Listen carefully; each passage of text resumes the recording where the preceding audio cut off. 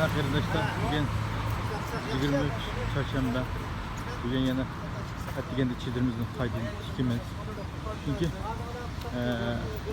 bu çiğdir oğalık için hem yana orası da bugün Ettigen saat 9'da saat 6'da yol kuyruk açıkan çiğdirlerin yani Ettigen'de doktorlardan başlamamız kolma kol kılıç yapılan çiğdirini Suyumuz manavasında bilgiyin kayıtına hesap olan şimdi başlayalım.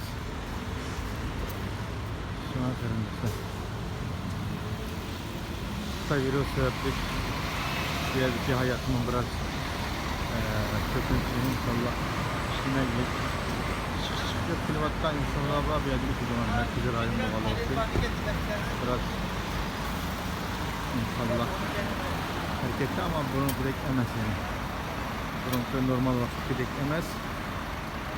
İnşallah hayatta biraz çekleme var. Çok inşallah telaffuzga ve seyahatga sesini çıkıp. Allah'ım şu an biz ictimai taraflar arkalık bu ahvallarımızı bütün dünyada kengaytishimiz. Yani en mümkün hemen öğüt yoksadaki taraflar arkalık bizim ahvallarımız. Dünyanın ahvallarını bölüşke programı başlar. Yani bizim bu şekilde işimiz olması kısa bugün şart etsem hani bayraklarımız sırlarımız inşallah.